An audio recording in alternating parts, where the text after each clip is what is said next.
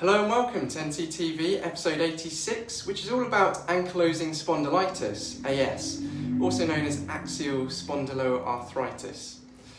So I touched upon this in episode 32, but it's worth devoting its own episode to because this condition affects around 1 in 200 adults in the UK, which is twice as many people as MS and Parkinson's disease.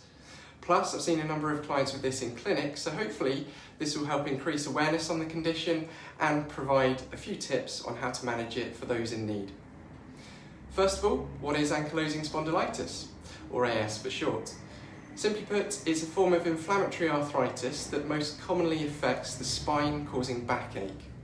However, there is a little bit more to it than that, as it's a complex condition which can affect different people in different ways, and often with other related issues.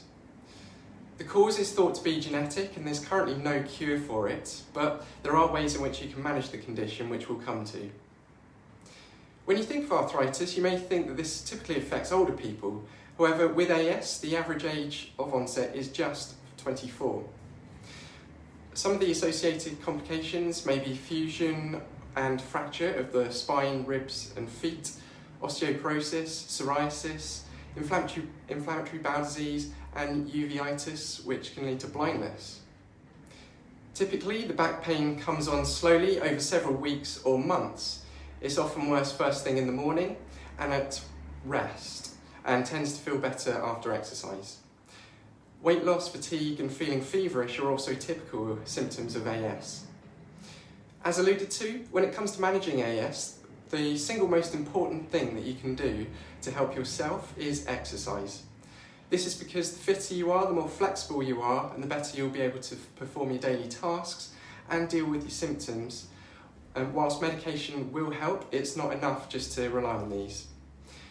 Exercise will also help improve your sleep, reduce pain and stiffness, and it will help with posture, control, and your lung capacity and balance.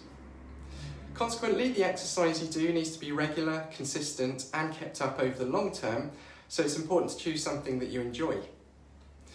Great activities for AS are hydrotherapy, swimming, cycling and certain types of exercise classes that are low impact and work on your core stability.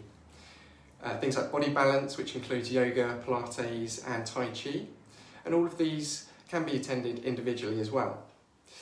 Other good classes that can be beneficial for AS sufferers may include body pump, circuit training, HIIT workouts and spinning classes.